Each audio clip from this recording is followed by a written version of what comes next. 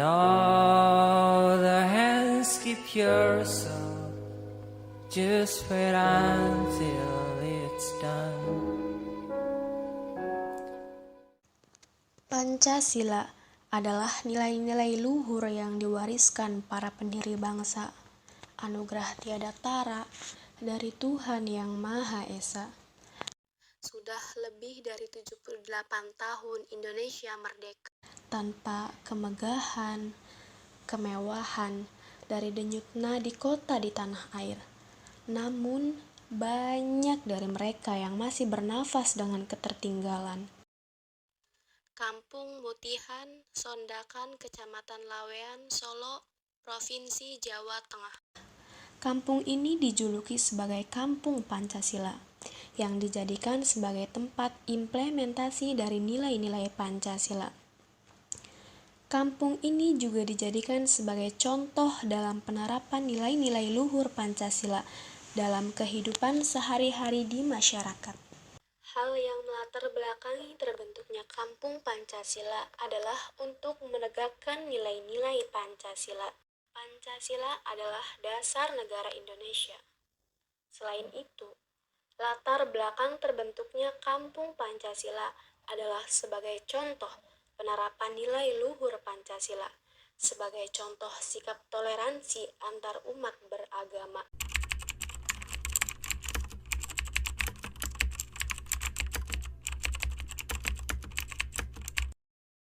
Gini, dulu kan setelah pemilu 2019 itu kan banyak terkotak-kotakan ada pemilu identitas untuk agama ini, kelompok ini kan kan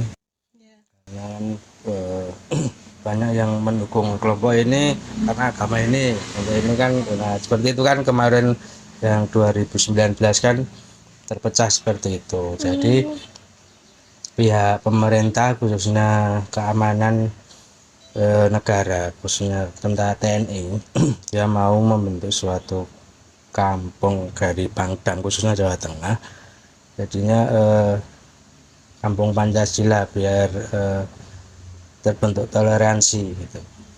Dan itu kan perintah dari Pangdam Diponegoro di Semarang diturunkan ke Papua, khususnya di wilayah Surakarta. Kemarin untuk Kodim Surakarta memilih tempat ini jadi Kampung Pancasila. Itu karena apa? Kita di Mutihan ada 3 tempat ibadah, 1 masjid, gereja, sama pura. Itu pura kan terbesar di Surakarta, tempatnya di sini. Dari dulu sini emang nggak ada gejolak antara Dari masyarakat toleransinya juga tinggi, tidak ada permasalahan ini kelompok agama ini gini, tidak ada.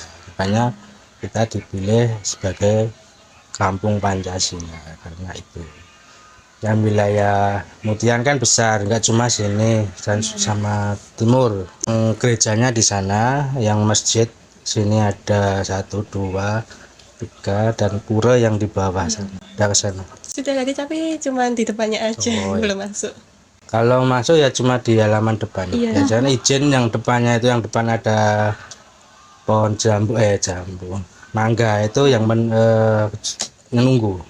Yang di warung itu, Pak? Itu kan depannya, terus sebelum turun kan ada rumah kanan jalan, yaitu yang nunggu. Misalnya masuk ya cuma masuk di halamannya aja. Karena dalam kalau untuk agama Islam namanya ya batas sucinya seperti. Kalau kita Islam batas sucinya, nggak sembarang orang bisa masuk ke sana. Kecuali peribadatan atau apa ya masuk. Tapi kalau enggak ya nggak diizinin seperti itu.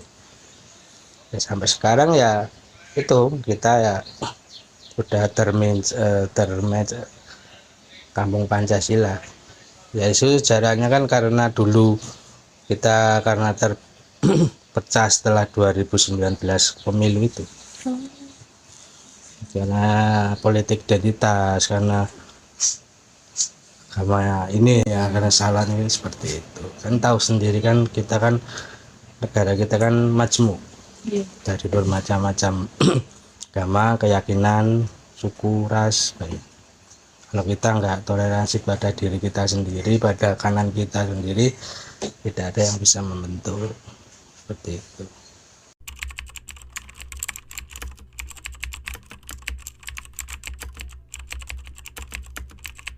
Untuk aktivitas masyarakat di wilayah sini bagaimana Pak? Kekeluargaan Komunikasi, ya biasa aja.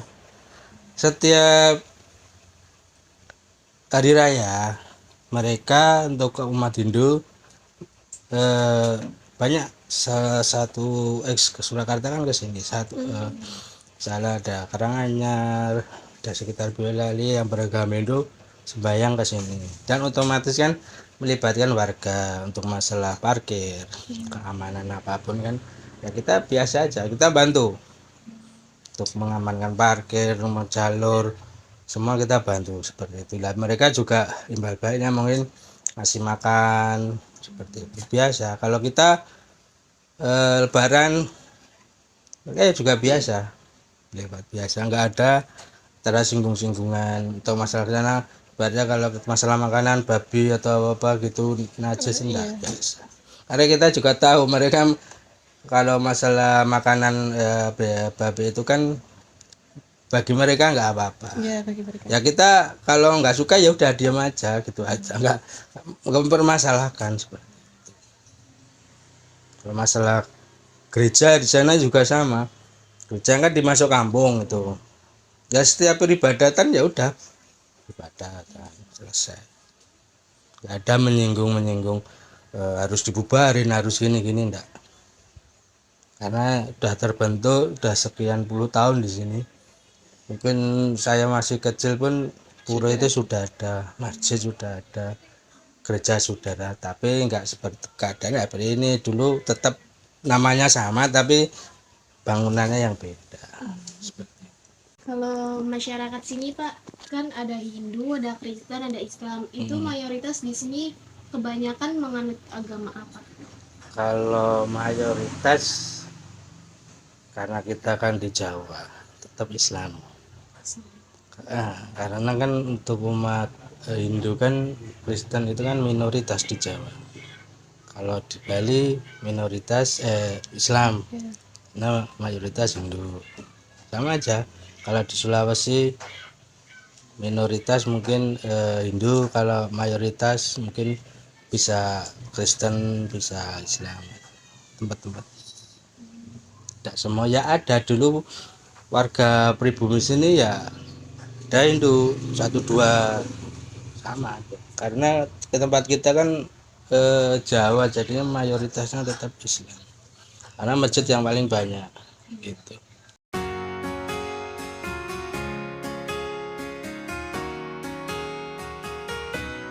Kampung Pancasila merupakan sebuah desa simbolis di Indonesia yang mewakili sila Pancasila. Sila pertama mengacu pada kepercayaan Tuhan Yang Maha Esa, merupakan salah satu prinsip dasar filsafat negara Indonesia. Penerapan sila pertama pada Pancasila, ketuhanan Yang Maha Esa, dalam masyarakat Indonesia mencakup berbagai aspek kehidupan. 1. Kebebasan beragama. Masyarakat Indonesia memiliki kebebasan untuk memeluk agama sesuai dengan keyakinan masing-masing. Tidak ada diskriminasi berdasarkan agama dan setiap warga negara memiliki hak untuk menjalankan ibadah sesuai dengan keyakinannya. Yang kedua, toleransi antar umat beragama.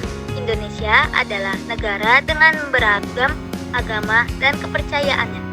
Penerapan sila pertama tercermin dalam toleransi antar umat beragama, di mana berbagai kelompok agama hidup berdampingan secara damai. Yang ketiga, perayaan hari-hari keagamaan. Masyarakat Indonesia merayakan berbagai hari keagamaan secara meriah, seperti Idul Fitri, Hari Natal, Nyepi, Waisak, dan lain-lainnya. Yang keempat, dialog antar agama. Upaya menjaga harmoni di antara beragam agama, penerapan sila pertama, Pancasila dalam masyarakat Indonesia adalah bagian integral dari identitas negara dan budaya yang menjunjung tinggi nilai-nilai keberagaman toleransi, dan kebebasan beragama.